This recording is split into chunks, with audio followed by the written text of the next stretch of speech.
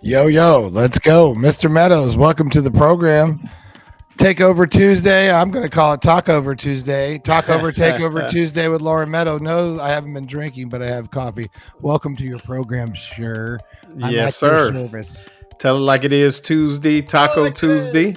We got the Takeover. cocktail party going on this weekend. We got special guest David Whitley of the Gainesville Sun, Rob Browne from SEC Sidelines. We'll be talking a lot of Florida, Georgia, heading to Jacksonville for the big game. No matter what the records indicate, always a huge game in the SEC. Are you Let's get it going? cracking. Are you going to the game? I am. No. I am going to the you game. are. You are actually going to the game. I am. Are you going to let me sleep on your couch? I'm working. So I will be I heading know. up I am that too. morning. I just don't have a plate. No. Okay. No, we'll be carpooling. Pool or pond? Pond. Or Buddy Martin, call him up and tell him what you're thinking. But be kind because he's doing the best he can. Better, stronger, faster. Mama says that alligators are ornery because they got all them teeth but no toothbrush. Hey, what if the voice calls while you're gone? Take a message. Bye. You ready, champ? I'm ready for this my whole life. I'm incapable of small talk. But that's why you love me, right? Kind of intimidating to be in the presence of so many great athletes.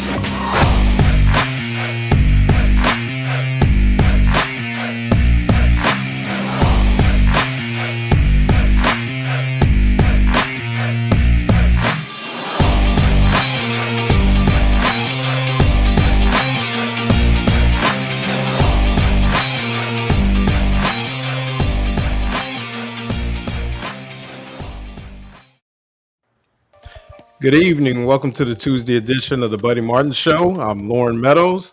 And with me tonight, we have David Whitley of the Gainesville Sun, Rob Browne of SEC Sidelines, and Brendan Martin, executive producer of GatorbaitMedia.com, will be in and out. We also will hear from our fearless leader, the legend, Buddy Martin, a little bit later on. He was on Shane's show, just talking about the state of the Gators and what this game means and where this football team is. But good evening, gentlemen. The cocktail party is upon us once again, and stranger things have happened, but it looks like that, obviously Georgia will be, favored in this one, but, anything can happen, and that's where we are with this game. Obviously, the Gators are playing a little better, but, at this point in time, what do we expect from the cocktail party 2024 edition, David?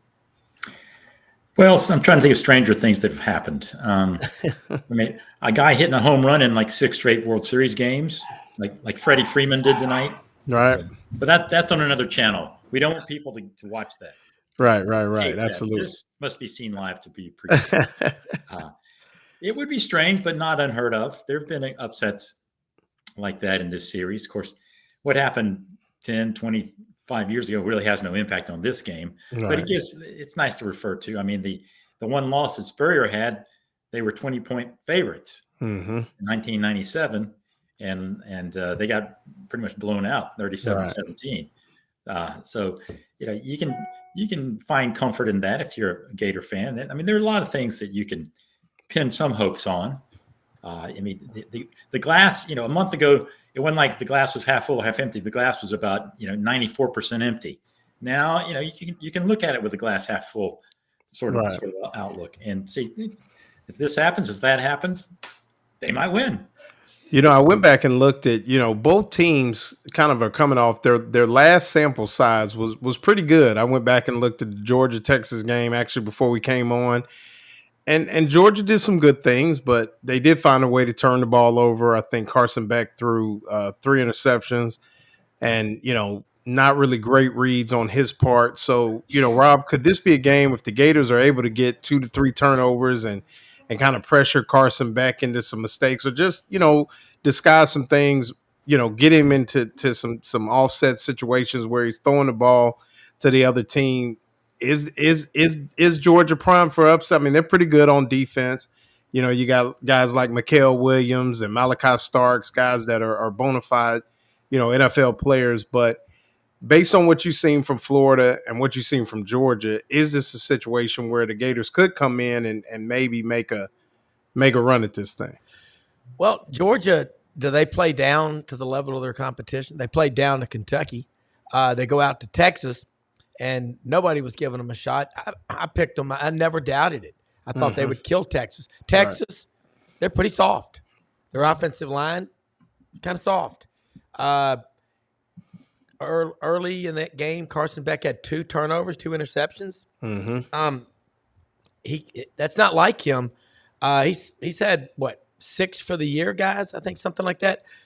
Florida's chance of winning has a lot to do with making Carson Beck's just get out of his comfort zone. But they're going to try to run ATN at Florida. That's what they'll do. But I think the difference is a comparable game would be 2006. Matthew Stafford out of Highland Park, Texas, was a freshman at Georgia. And they were really a bad team. And all of a sudden they started winning. They went on the road. I think Auburn was number 3 in the country mid-November. Started in that game. They beat Auburn in Jordan-Hare 37-15 with a freshman quarterback. This guy, DJ Lagway's got that kind of talent. That's your best bet right there. It's like, man, we'd never seen this before because they don't have much of a book on him. So, yeah, I mean, it's, Georgia leads the series 56-44-2. This is the 103rd game in this series. This is absolutely one of the best rivalries in college football. Everybody is going to be paying attention to it. But it's going to come down to, Florida could be on a 4-game winning streak. That's what people aren't paying attention to. But I'm going to ask both of y'all, how often are there upsets? You cited one in 1997 when Florida was a 20-point favorite. Does the better team win in this series 90% of the time? Since Steve Spurrier left, yeah.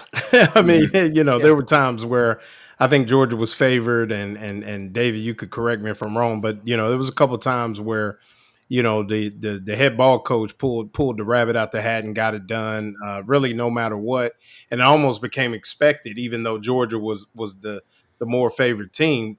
I guess the question is now, and like Greg Upton just said, Florida always gets off to a good start, and then the wheels fall off. And it's one of those things where obviously you got to get off to a good start. But what I would say, and you brought up a good point, Rob, is the fact that DJ Lagway, I would caution Georgia to not use the same game plan they may have used against Quinn Ewers.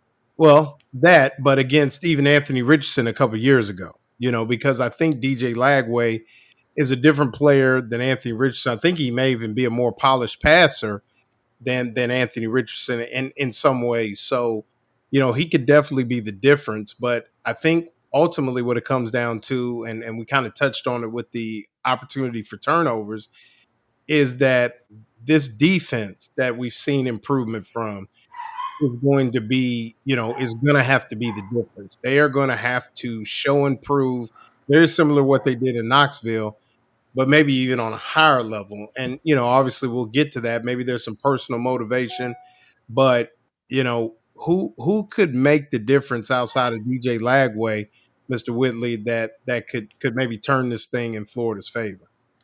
A guy who had probably the best offensive player last year in this game, the best offensive player, period, might have been Trey Wilson last year.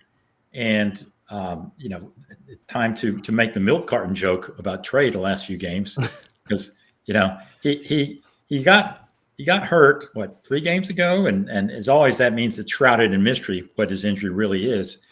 But he hadn't been himself, not what you expected him to be. And, part of that is because the other guys have stepped up, Shamir Dike and Elijah Badger.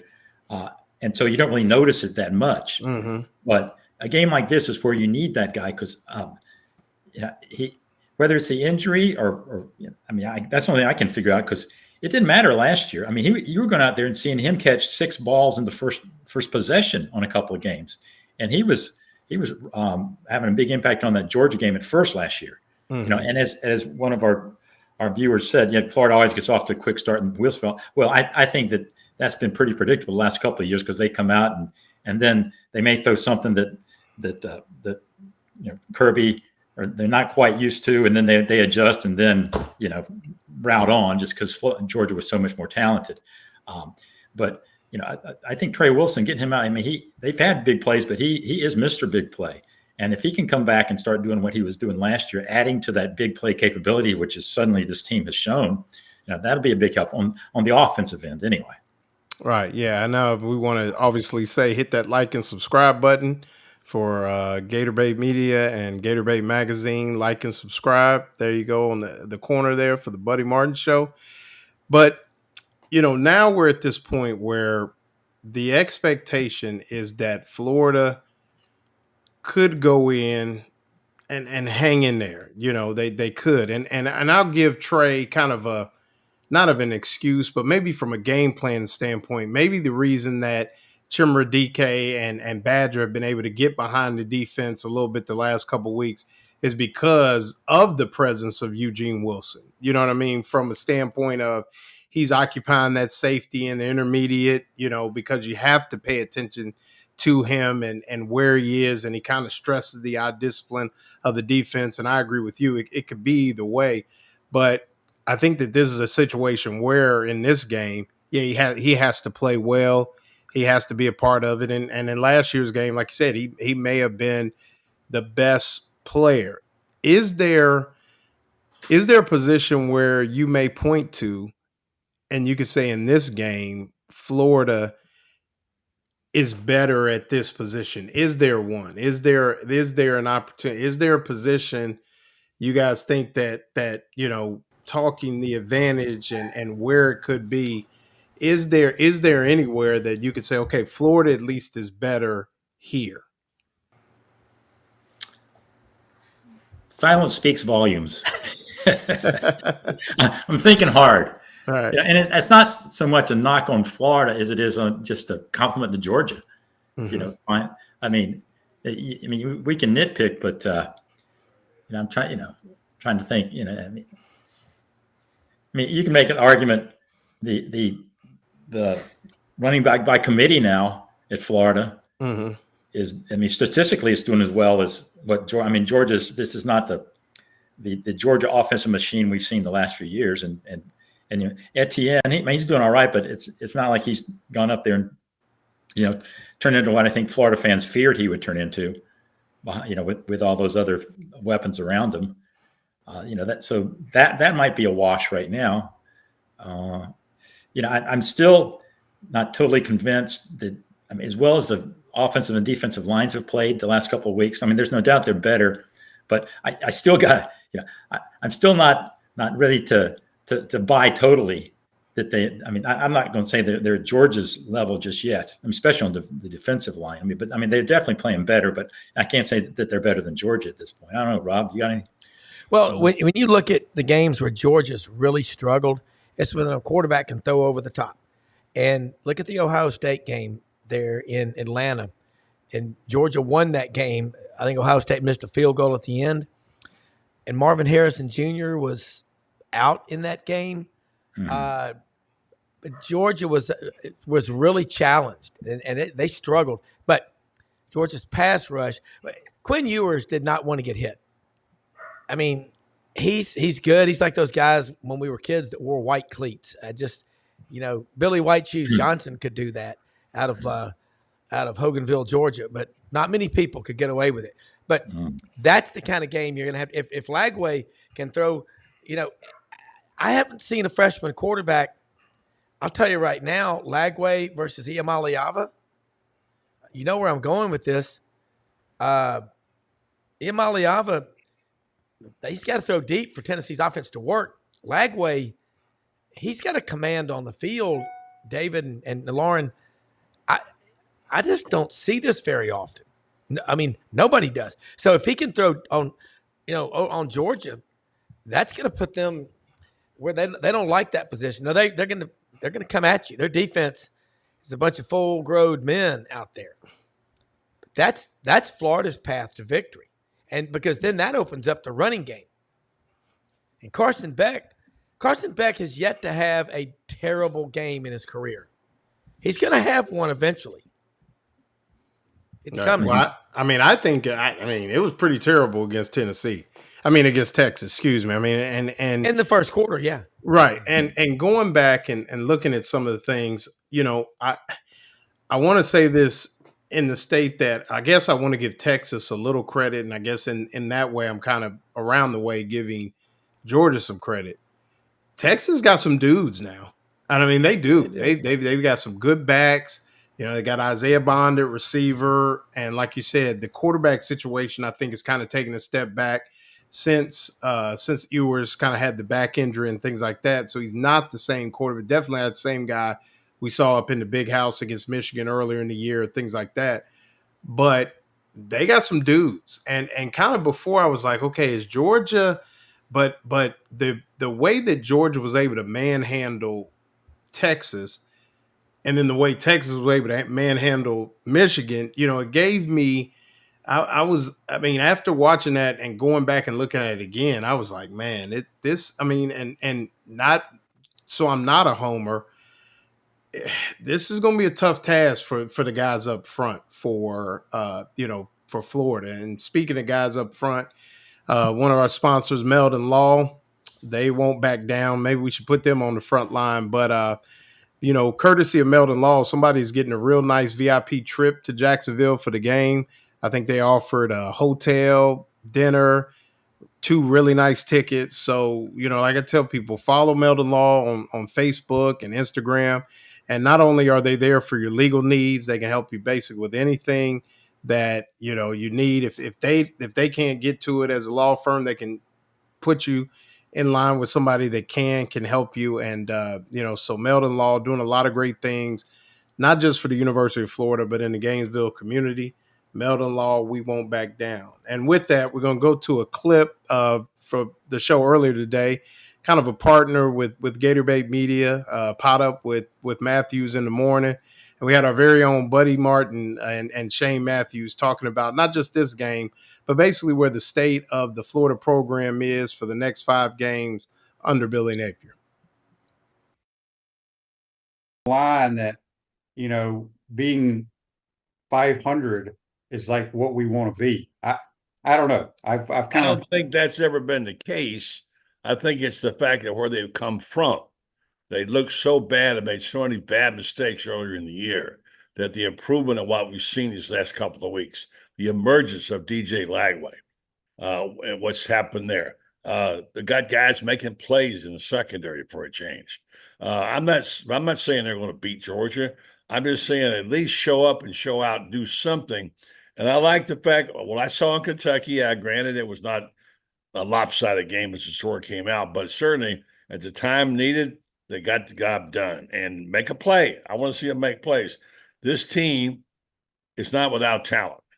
It's called making a play. Your former coach, Steve Spurrier, won a lot of games on just making a play. So I don't know. You can blame it on the play calling. You can blame it on the players. You can blame it on what you want to. You're right. It's time to stop making excuses. I don't expect him to be transformational and suddenly become, what the Bulldogs used to be. I expect the Gators to show up, play good, and play better, and really it's worked that way. Listen, give credit where it's due. Napier deserves credit for holding his team together, losing his starting quarterback and the starting tailback, coming out and winning a game like that. This team seems to have something about it that they do stick together. In his press conference yesterday, Billy made a comment about that. About how they do stick together, and he's counting on that. That has been an asset. You can't afford for the team to come apart and for all the players to leave and have to start over. If you do, we might as well give it up.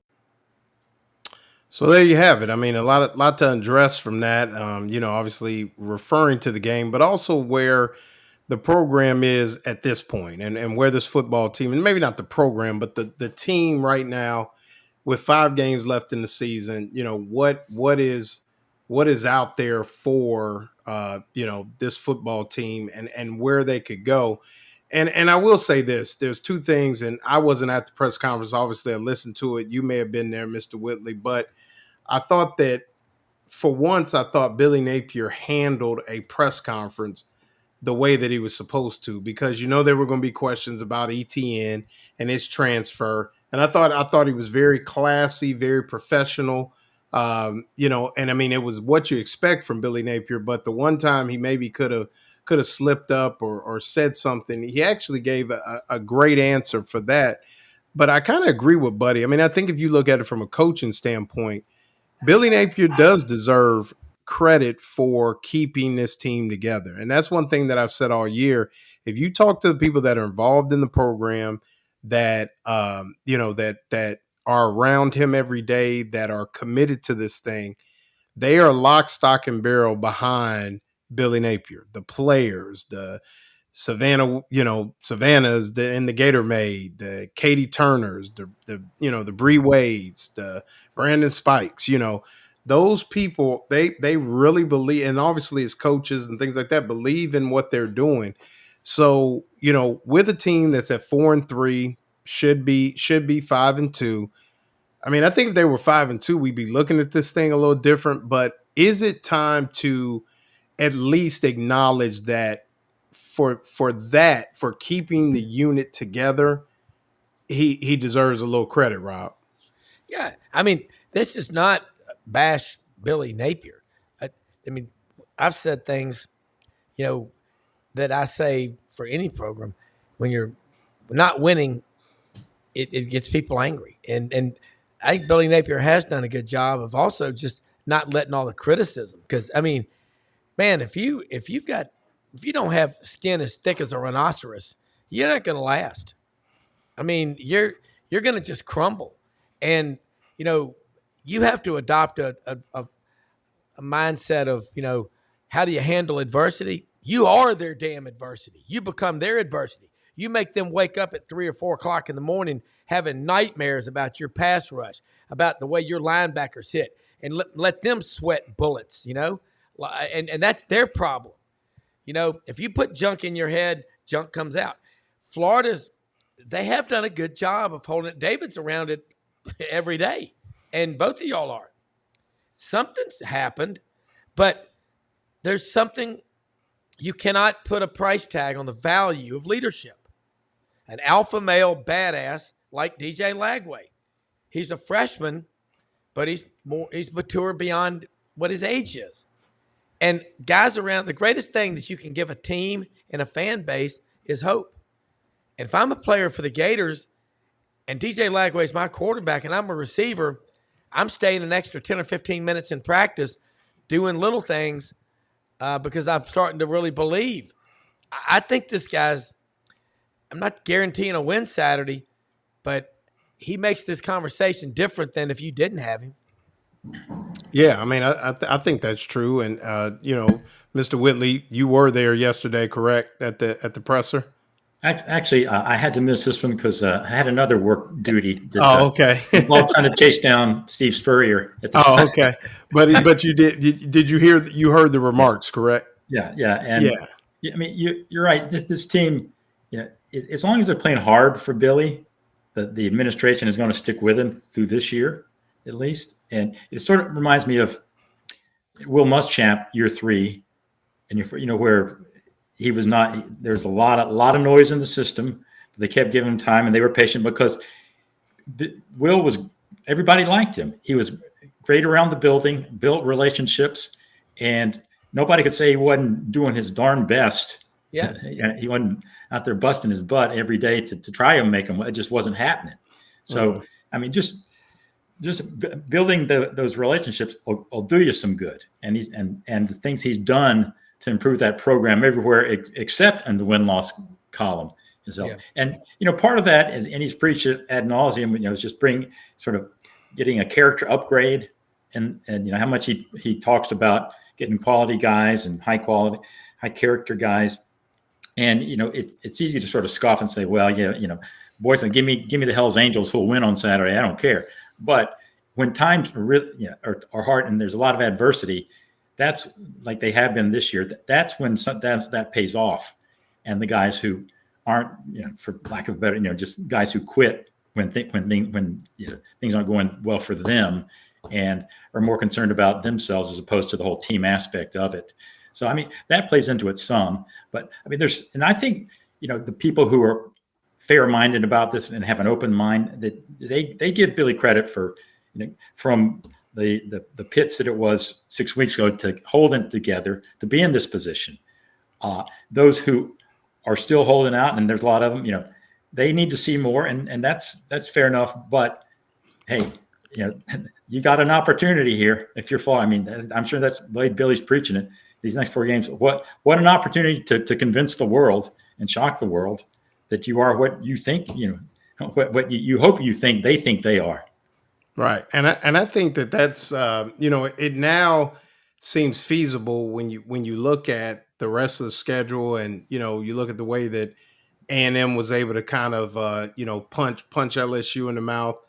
You don't know what you're getting with Ole Miss. I mean, you think about it, Florida dominated a team that beat up on Ole Miss, and then one that maybe should have beat Georgia, in Kentucky. So, you have kind of this optimism that comes with some of these things. And I think that, it's going to take, I think some people think sometime that, just because DJ Lagway could throw the ball 60 yards, that he's just going to be the thrower at the top of every defense. And like I tell people, that free safety, he's on scholarship too. He got a nice NIL package and things like that. He's not supposed to not be in the middle of the field. I think sometimes people think that, the offense, any offense can draw up a bunch of guys to just throw over the top, and even Coach Spurrier had great play designs that tested defenses, and the Urban Meyers, they were able to outflank you and hit you with the different, eye candy and things like that. Then they had some baller coming back at you running 100 miles an hour and things like that. But it's not that simple. And you have to go out, you have to have a game plan, you have to execute it. And I have seen the Florida Gators have a nice complement of things on both offense and defense, good schemes, good pressures, but it's when you call it. And I think that's where I think those that want to give Coach Napier credit, it still comes down to, okay, when is that head scratching moment going to come? Now, they have very little of that against Kentucky. So maybe they're finally, putting it all together, and we'll see Saturday. But it's going to be interesting, because back to the second part of what Shane and Buddy were kind of talking about is getting to a bowl game 6-6. And I know everybody pointed schedule. I told them, I don't want to hear about the schedule. I don't think the schedule has any reason to do, what 6-6 and, they went 6-6 with this schedule. It's Florida. Is 500 okay going forward, or is it okay for now to maintain the organization, maintain the consistency that would be a Billy Napier-led football program, Rob? I don't think you should ever be okay with 8-4 or 5-7. 6-6. That's crap. You should expect to win every game, and the coaches should fear for their jobs every time they lose. Yeah, Auburn and Alabama, it's cannibalism. You can't. And Florida is a blue blood program. You won 3 national championships in the last 28 years. I mean, we hear a lot about Oregon. They ain't ever brought the damn thing home. You start. That's what made me so mad. Just watching. We cover all 16 teams on SEC sidelines, but to say this schedule's too tough for Florida. Oh, they're number 9 on the blue chip index of talent. But I'm sorry. When people ask me, how's your team going to do? I go, they're going to win every damn game. And the ones, I guess, if they're not going to win them, let me know so I don't waste time, gas and food and hotel cost. And honestly, guys, it's a couple of $1,000s a weekend just to go to these games. So you better be expecting, you'll get out of life what you expect. What did Franz Beard say a few weeks ago? If you always do what you've always done, you'll always be what you've always been. And I talked about it during the summer, David. You look at that Florida schedule, you get logo fever, okay? And I made a prediction last week. I think Florida wins 2 of these last 5 games with Georgia, Texas, LSU, Ole Miss, and Florida State. Hey, what's going to happen when Arkansas beats Ole Miss Saturday? Suddenly, Lane Kiffin ain't the most popular kid in class. He's got warts, He's got moles. I mean, LSU, they lose to Alabama. They got a pretty good – nobody's won more games in Baton Rouge against LSU than Alabama. I just tell you, it's a 12-chapter book. Read them one at a time. Everybody got caught up in this schedule, and then they started trying to justify, 6-6 or 7-5 would be a great year for the Gators. When Florida or any program at that level accepts crap and mediocrity, you're going to get more of the same. That's just how I see it. If I have a $50 million block of bonds to show somebody, I'm showing them $50 million. And I'll say I can get more if you want them. Right. Because if you don't do that, you're going to get small orders. Right. Sorry to interrupt you, Rob. Michael Snowden, this is a family program, man. We carry ourselves with class on this show. So maybe that's not what you meant to type, but if that's the attitude you're gonna bring, we like. It wasn't anything I said, was it? No, not at all. But just we want. Mr. Whitley was looking like that. We gonna keep it family friendly around here, Sorry. So let's conduct ourselves as good fans with decorum and not you, Rob. I just saw it. Yeah, we got to be better than that. But Mr. Whitley, I'll let you carry it from there. Yeah. Moving forward, I don't think it's acceptable to this program to be happy with a 6-6, 7-5 after this year. I think this year, you're going in, you don't want to say I'm happy with 7-5, but when you're 7 games in and you're 4-3, I think you got to take the reality pill and also say, hey, looking at say 7-5, hey, I'll take that right now if I'm a Gator fan, because that means you're going to win 3 of these next 5. And which would be huge. Yeah. Right. Yeah. So I think this year, hey man, you're throwing parade down 13th Avenue at 7-5 right now. Next year, you're not. They may throw a parade, but you can have stuff thrown at you. Right. If you do it. If just the reality of the situation is, right now I think 6-6 is as Rob said, they win 2 of these last 5, and which means just winning. And as you look at these teams and how, Mississippi, you don't know what to make of it anymore. LSU looks eminently capable of beating anybody or losing to anybody. Correct. You don't know what to expect from them. Yeah. I mean, Georgia's still Georgia. This would be, if you had to pick one game where you don't think it's going to happen, I would say, either of these next 2 is going to be tough. Playing at Texas and, Georgia being, but, I wouldn't be shocked if they beat LSU and Ole Miss. Yeah. I wouldn't bet on it, but that's within the realm of possible. And then you're looking at 7-5. Right. But you certainly cannot go 0-4 for the next 4 games and be satisfied. That's when we're back to having is it time to make the switch conversation? Yeah. Right. And I guess my question is, I watched the comments and I will maybe ask some of the fans that have been a little bit more, let's say, supportive of Coach Napier.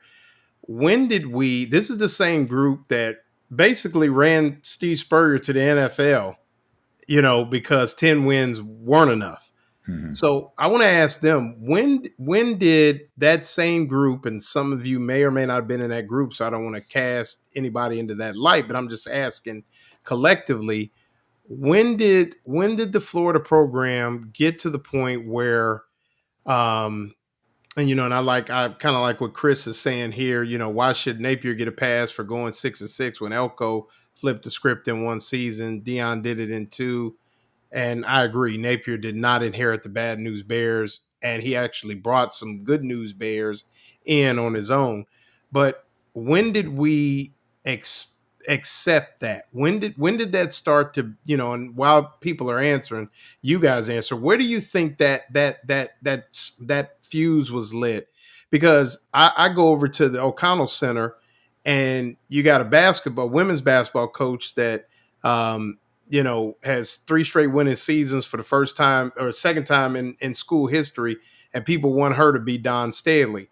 You got Todd Golden. I had somebody tell me they can't stand Golden, and they went to the NCAA tournament, and definitely will be a tournament team this year, I believe, if they stay healthy. Yeah. But Billy Napier gets a pass. And is it because we love football so much and we want football to be, or is it Like somebody said, if Napier gets run out of town, then blow up the team again. Either we do or we don't have the tools in the toolbox to get it done. And why do we expect it to, Signetti in one season? That's kind of been my argument in a lot of ways is you got all these examples, but we give Napier a pass at one of the most fertile recruiting grounds in the country, as well as the transfer portal at his disposal. Rob, I'll let you go. I'm going to start with saying you're hitting on all those points. There was this mindset, this group think, let's go give everybody a stuffed animal and a puppy, okay, and a safe space. The hell with that. In Florida, I have seen Florida as one of your rivals put the fear of God into people. I mean, when they're doing the chomp and gator bait and stuff, that's an intimidating place to play, okay? I mean, who do you want to be the leader of, SEAL Team 5? You want a guy that's a complete SOB, a mean, tough guy. You don't want some soft guy who uses, who gets pedicures. I will say this. There was such a group think among not the national media. Florida's got the toughest schedule in the history of college football. No, it isn't. David's right. At this point in the season, all the things that have happened and all, if you do go 7-5, that is a hell of a year. But you don't want to go into the season thinking, man, if we can go 7-5, 8-4, that's a great year. You can't do that. Mm-hmm. Because if you're a coach and you're talking like that in the football building, that is toxic. Alex Anthopoulos, the architect of the Braves dynasty, has zero tolerance for cancer cultures in his clubhouse. You're gone immediately. They won't put up with that stuff. So I just think Florida. By the way, Texas A&M. Let's take a look at Texas A&M's SEC schedule. Okay, Florida, Arkansas, Missouri, Mississippi State, LSU, South Carolina, Auburn, and Texas. It's a lot different than what Florida has. But still, A&M's got a long way to go. But I just think Florida is a program, you think 12-0 if you're a fan. I mean, y'all know the problems that they have. We all do. Right. But you got a quarterback now. Recruits ought to start coming. You win 2 of these next 5 or 3 of these next 5, Florida's going to have a top 10 recruiting class. Right. I'll guarantee a sack full of crystals to everybody on this panel. Right. Well, I want to jump in too. Somebody said, they hate that there's a narrative that the fans ran Steve Spurrier away. I'm not going to say there's a narrative, but there is a book written by our very own Buddy Martin that expressed that. So, and it was in Coach Spurrier's words. So, I mean, I think that sometimes, we want to do our due diligence, and I would encourage you to go out and get the there it is, the head ball coach. Yeah. And it kind of expresses some of those concerns. So, we like to pride ourselves on the Buddy Martin show. That's why we have guys like David Whitley, Rob Browne, Brendan Martin, myself, Buddy Martin, Franz Beard, and others, because we really like to be, I'm kind of putting it out. We like to be sharp on this show. We like to handle our business, do our research. Sharp. And, so you guys are welcome to go get it. And it really talks about that. And that's what I'm saying is we were at a point where it was no longer okay for Florida to go to the SEC championship game. I thought that was a great question, actually. Yeah. I thought that was a fantastic question. Like, when did it become okay just to be okay? Right. Well, and that's what I'm saying. And then why is in some ways the standard not the same? It's almost the shoe incident is where it all started. That's my conspiracy theory. I'm doing a movie. Heavier.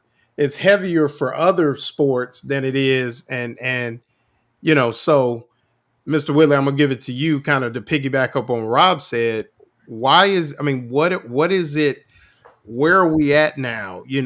And to stay away from God knows what's going to happen. I don't want to get into it, but it's just the way we are right now, is it, I know 9-3 would be good enough. And I think with 9-3 with this schedule, Florida would be in the playoffs. So maybe, you with the 12-team playoff, 10-2, 9-3 is good enough in certain years, particularly like this year. But it's like 6-6 is okay because things are going in the right direction. Is that the right direction, or is it just we've almost become numb because for the last really 4 coaching cycles that just we haven't had a consistent period of Florida dominance. Yeah. No, I don't think 6-6 is anybody will, when they take a step back, will say, this is good. We're happy with this. But again, the reality of this year is that would be the best scenario right now. I think next year, definitely you got to do 8-9 wins. And I think every fan also, when they say we got to be 11, undefeated or 11 wins, is we got to go 11-1 or 12-0. In this new era, I don't think you're going to see a lot of. I think 10-2 is the new 11, is almost the new 12-0. I would agree, right? Especially in the SEC. And it's all about if you just getting into the. I think 3 or 4 years from now, the whole mentality would be you win your 10, maybe 11, get into the playoffs. That's all that matters, and then you take your chances, and you're happy with that, because I mean. It's just hard to imagine, a team going unbeaten with the new schedule and in the SEC and how tough that is. And people bring up, a good point about Deion and Signate and all that, and even Cristobal, how they got it flipped around better. And not to take anything away from that, but they're not. It is a different schedule. What Deion's playing against and what Signetti playing against, and I mean, have you seen Miami's schedule? I mean, they are definitely a better team in Florida, but holy smokes, Yeah. There's some weeks off, if you know what I mean. Yeah, there's a lot of weeks off. There's some weeks off. Yeah. So I think the era you're in now, if you win 9 or more with when you're playing, if it's a team like this or a schedule like this year, where there's always Georgia's always going to be there, but Tennessee is going to be tough. There's going to always be at least 2 or 3 coin flip games, even if you're really good. Mm-hmm. So right. I think people, if you're winning 10 games now in the SEC, I mean that's when your coach, is earning his $10 million a year. Right. Brendan. Oh, you're talking to me? I mean, you want my opinion about this? Sure, absolutely. Well, I mean, I think it's like being in a codependent relationship. I think it's like being in a toxic, emotional, high and low, clinging to the old days, excuses, unrealistic hope and unmet promises, and ignoring red flags. I think it's sacrificing personal well-being. And yes, I made a list. And I think it's like addicted to the drama and being blindly loyal despite disappointment. I think these are all indicative of ignoring advice from outsiders and holding on to false promises of change. I don't know. Maybe I'm jaded. Clearly. But I think the landscape has changed. I think we've talked about it ad nauseum. I think we're going to see this next 5 games really play out as to where this program is now, because I think college football had to kind of weather the storm a little bit. I think NIL, all the shakeups, I think college football as a whole is going to sort of settle down a little bit. We're going to see a lot more things sort of kind of meld together. And I think one of those things is going to be Florida's going to play some tough opponents, and we're going to see this defense. And although we have DJ Lagway, I still think we don't have the right people calling the right place. So I think it's a wait and see. And I think my opinion doesn't really matter, obviously, but I think that's what I think.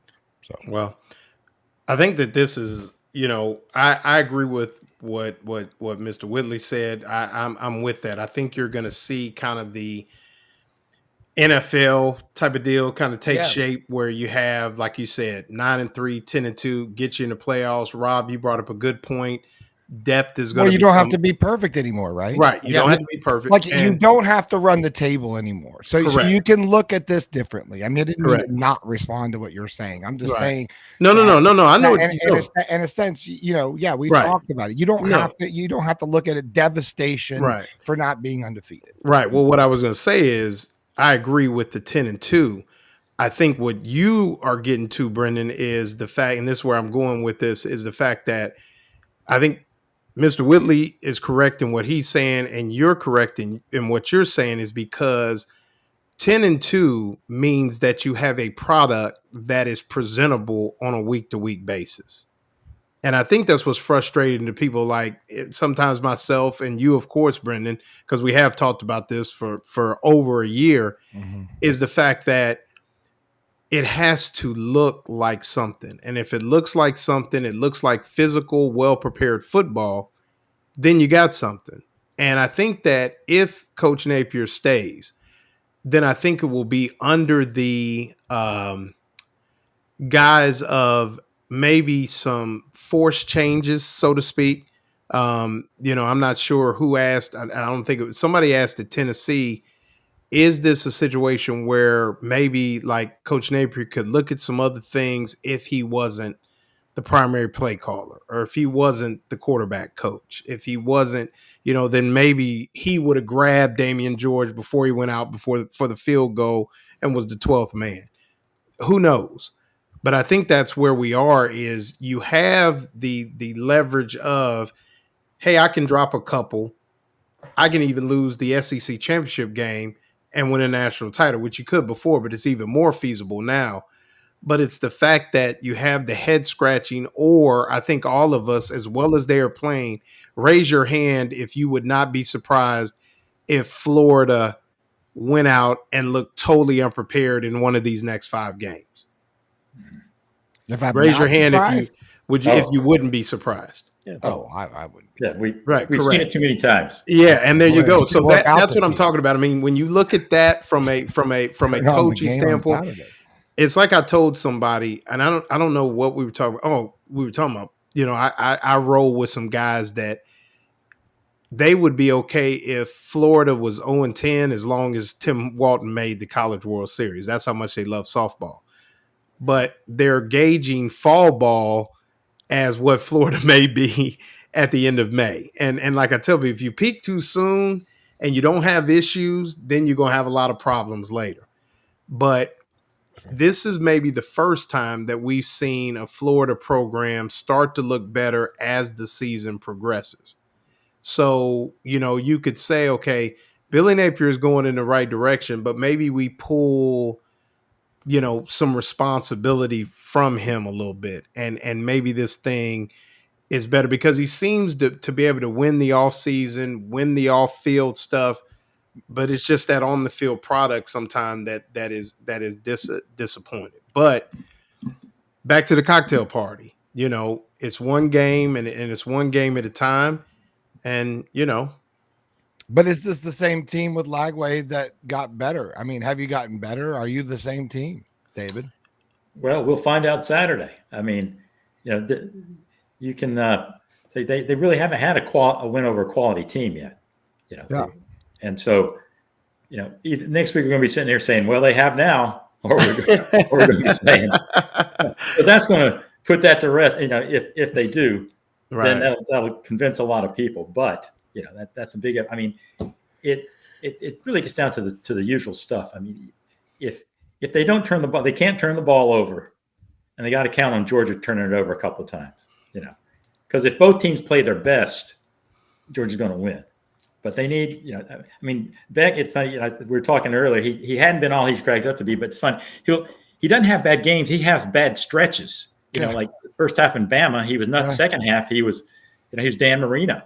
You see, it's just he has a way of just withstanding it and snapping out of it or going the other way. Right. So it's you don't know what to expect from him. But in defense to the I'll let Rob. In defense to the Lagway thing, I think if Mert stays in the game, they beat Tennessee. So I mean, I think that's where it's one of those things where I mean, I want to go back at least or stay away, at least in my opinion, and it's just my opinion. I think we have made the quarterback position the root of some of the issues. And I would say that neither quarterback is necessarily culpable for a lot of the losses.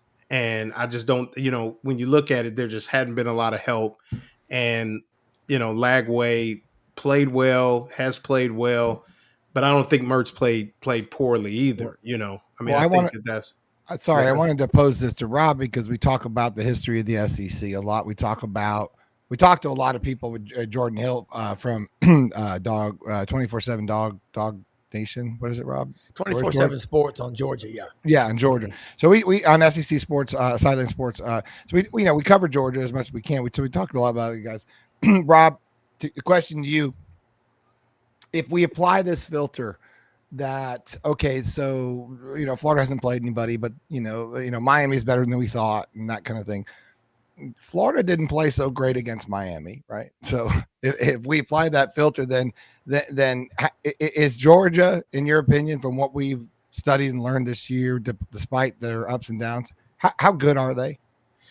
When they're healthy, they're maybe the best 2 or 3 teams in the country. So going into this particular game with this particular team in Florida, with this filter, that Florida is as good as as their best loss, I guess, or whatever, which is losing to Miami. Is Florida going into that sort of a talented, or that sort of a matchup talent wise? I think their best loss is Texas A&M, but go ahead. I mean, I meant to say they're one of their worst losses. I think it's the worst. Right. I meant to say their worst loss because I thought openings, to me, losing that game, first game of the season, was right. But I would say Texas A&M is better than Miami. But go ahead and go, Rob. No, I think Florida's they have too many coaches telling those guys they're getting overcoached. You can do that to people. The best motivation talks before games are a minute and a half or less. You just go on and on and on. Nobody's listening to you. The school of minimalism works. Less is more. I was listening last night. Jackie Sherrill spoke at the Touchdown Club in Memphis. God, the guy, he's just 32 years ago. He saw all the super conferences. He saw all this coming. And Buddy Martin, Brenda talked about, his dad, talked about this. One thing Jackie Sherrill said was, if you look at the coaches that are succeeding today, they can manage their rosters. They still discipline their players, and they build a culture. And I said, Coach, what comparisons can you make between junior college, and you went heavy at Mississippi State in junior college, especially in the late 90s, that 4-year run. It's the best run in Mississippi State school history, and the portal of today. And he said, well, we had to, because we could not compete against Alabama and Tennessee and Auburn and Florida. You name the schools, they couldn't do it. So we went to junior college. He said, we signed 17 kids in junior college one year on the team. 14 of them went on to the NFL. You got to know how to evaluate. But he goes, there were 10 coaches on the staff when I was coaching. Okay? And now we got 80 or 90. And Coach Sherrill's going to be on Sidelines Sports with us Friday morning along with Tony Barnhart. But I think you can overcoach. It's like, if the recipe calls for this, and this, don't put everything. How's that going to pertain going into this game against Georgia? Is it that Georgia is so much better coach? Is this a battle of coaching? Is this a battle? Oh yeah, no, there's no question. Where are we at here? I think you've got Gordon Ramsay in the kitchen with Georgia, that staff and player development, and you've got a guy that's been a pretty good chef at Longhorn Steakhouse. But not Restaurant Ramsay. And that's just the difference. Buddy Martin loves him some Longhorn. Right. Yeah, but I'm saying I just think I'm telling you, but Kirby's been at Alabama 9 years. He's been around that. Billy Napier is not dumb. And everybody likes him. I think he needs a signature win though for recruits to say, okay, all right, I'm going to make a big decision. And also though, you can get a kid. He comes by for a cup of coffee in the fall semester and is on your football team. And in January, he's somewhere else. Yeah. Just remember that. So I think with Florida, they can win this. DJ Lagway is such a good player. He's a super talent. I think he gives, but I'm still picking Georgia to win. I got him to win 32-21. Oh, yeah. Right. They're not going to cover, but I do think that coaching staff at Georgia, look at it. Look at that staff. They're better than about any staff in America. And this is the best team Florida will play all year. If they beat them, that is a big statement. Yeah. With that, let me talk about Titan MRI, North Central Florida's newest premier independent diagnostic MRI center, serving Gainesville, Lake City, and other surrounding areas. We talked about it before, just the newest and best tech in the MRI. If you don't have insurance, they'll still take you. You got insurance, they'll take you. It pretty much just a nice atmosphere if there is one to go get an MRI. But Titan MRI, serving Gainesville, Lake City, and other surrounding areas. I do want to say this, and I have made it my point to go up and introduce myself to Billy Napier. And I finally got the chance after the Kentucky game. I don't know how he ended up in the stadium by himself with me and him. And we were there, right there by the tunnel. And I said, hey, just want to introduce myself. I'm Lauren Meadows from Gator Bait. And I got to say this, and I got to give it to him. I see why people say he's a good recruiter. Now, obviously, it was after a big win, big home win, but he does. For as when you get one-on-one with him, and I don't know if you've experienced this, David, but it's different. It's like it wasn't the same guy in the press conference. And for that 2 to 3 minutes that we stood there and kind of just whatever, it was like, okay, I see where recruits can be like, okay, I'm at least put Florida in my top 5. Because did you not ask him for an interview? I did not ask him for an interview. Maybe you were fired. Maybe I should have, but I was just the fact that he didn't give me the same answer. Like, I don't know, buddy. My buddy who? I don't know him. No. So, Gator. That's his old shirt. Yeah, I don't know. That's another show. We're gonna say that part for maybe we might have something to talk about in December. But I mean, have you experienced that, David? That's his kind of Yeah, he definitely is not the same guy that he is at the press conference, because he wouldn't recruit anybody that way.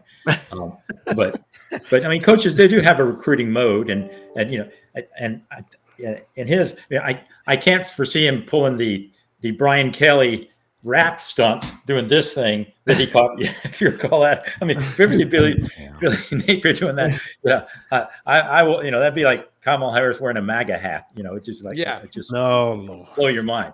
But no, he's out personal. Donald in the corner. As much as recruits like him, Rob's right.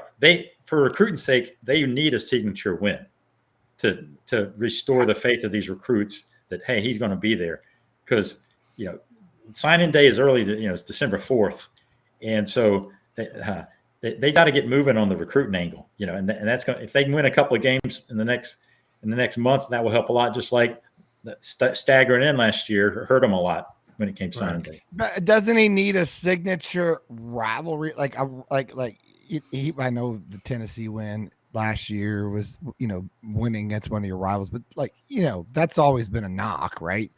Can't play in the game, and the games you got to win. You got to beat Georgia. Got to beat Florida State.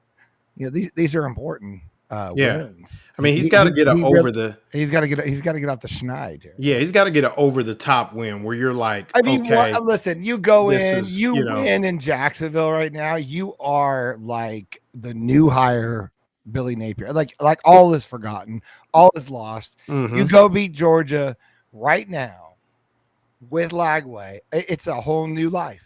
Oh yeah, no doubt about it. I mean, I think anybody, but that would be that over the top win. It would say, okay, that 9th best roster ranking has come to pass. It has arrived. It is everything that this, the new quarterback, the hot shot, these receivers, the recruits, all the whole story is even good. Organization. Like, man, in Absolutely. the last minute, the job we didn't believe, but turn the corner. It's fucking Disney, man. This thing is like made for TV. But history has shown us, and I will say this is me being devil's advocate. Oh, thank you. I had a good thought before bedtime, and now they beat Georgia. Again. They beat Georgia, and once again, what could happen the very next week in Austin? I don't care. You beat Georgia. Yeah. I don't care at that point. You beat Georgia. I really don't Okay. care. All right. All Because right. you don't care because we don't. It's not a rivalry. It's like, And if whatever. you, his toughest critic, can live with that, then I can. Because you're going to I beat can Florida end on State. that. You beat Georgia and Florida State. I don't You care good? about the Okay. rest of the All season. right. I'm good. All right. There we go. I mean, All beating Florida State this year is going to be like beating up a man in a hospital bed. Doesn't matter. You know why? Because But that's I why know y'all that's hate why I it. have a problem with Yeah. what's happening this year. I don't think Miami's is as big as a rivalry as people want to say it is. So I think they played a good Miami team and they shit the bed at home. And then I just don't feel like in Tennessee you're going to play Tennessee because you always play good against Tennessee. You rewind 2 years ago, they almost pulled that same sort of rabbit out of the hat in Knoxville. So I don't know. I just feel like it's the SEC. People have to understand these dynamics, and you get up for certain games talent wise. I know George is is a rival. I get it. It's just Georgia's stacked. Right. Stacked, and they're real good, and they know. I think their coaching staff knows they don't have to win every game, and they don't have to get it up for every game, and I think they're smart that way. So I think they are playing better. They're playing a little more possum than I think than people give them credit. Well, I'm going to say this, and we'll end on this. For those that and I'll talk about it in my article this week. Must see TV is going to be our boy Austin Barber, fan favorite, against Michael Williams. And I'm going to say this to Austin Barber. I think Austin Barber will play in the NFL one day.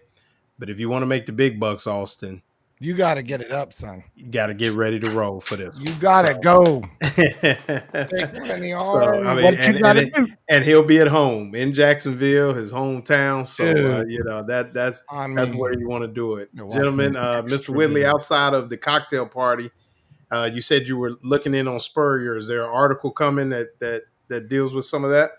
Oh, yeah, it's always good to check in with the HBC. Okay. His thoughts on that. And he pretty much agrees. He says, and I won't do the Spurrier imitation because I'm like bad as everybody else. But he says, David, good to see them not throwing those sideways passes anymore. Well, David, that's not right. Okay, all right, Rob. You said you got Jackie Sherrill on this week with Mr. Football. Big Jackie Sherrill fan, by the way. Yeah, but who you got on? Who you got tomorrow? We got Jordan Davis Hill, 24/7 Sports on Georgia. David Whitley, the Daily Fabarian. No, David Whitley, the Gainesville Sun. Now you got all the talent this week. Yeah. We're going to have him, stacked up there after the Georgia. Let them say hello to one another. Put on the gloves, boys. Dudley Dawson, Hogville.net. They got a big one. Reynolds Razorback Stadium. Just for y'all's information, the naming rights after the season are available. And I'm hearing it's 15, 20 million. If you want to do it, you can buy those naming rights. We were up there. They've got the Sunshine logo on the 20 on one end zone, Walmart. The other one, there's a big rooster, foghorn, leghorn for Tyson Chicken. But also Vince Ferrara, the sports animal in Knoxville. Tennessee's got Kentucky this weekend. And we will cover. Our motto is every day. We will cover at some point during the show all 16 teams. Oh, we try. And we that's our motto. And we'll find excuses to win. But there's so many great storylines. You bring these great writers on, and you put them in there together, and you engage them, and you just let them go. And like Buddy says, I play point guard. That's my job. Absolutely. Well, I can say that a lot of people remember where they were. Where were you when Florida kicked the field goal and had 12 men on the field? I was sitting next to Vince Ferrara in Knoxville. Yeah. So he's David Whitley, Rob Browne with Brendan Martin. Thanks, guys. Good night, Rob. Good night, David. Good night. And I'll see those guys tomorrow. See you guys later. Let's talk about our sponsor, Rinstar Medical Research. Mm-hmm. Seeking tomorrow's questions, answer to the questions of today. I like watching you. I like watching you. Clinical research trials, Parkinson's disease, Alzheimer's, and others. And like I said, we want to continue to send prayers out to our man, Scott Brantley, who's recovering. It was good to see Scott last week. And anything from memory loss to, like we said, clinical research trials at Rinstar Medical Research. Seeking with that- tomorrow's answers. I was waiting for we usually do. You don't do the thing. You're not Seeking doing it with tomorrow's it? You're not answers gonna for do the it? questions of today. You There don't we want to go. do it with me. I thought you felt like that was a little uncomfortable moment. Yeah, I so thought with we were that, gonna handle it, but that's we're fine. gonna say good night. Good And night, appreciate you checking in with us on the Tuesday edition of the Buddy Martin Show. Like it is Tuesday. I'm Brendan Martin. I'm Lauren Meadows. Thanks for tuning in. Good night, everybody.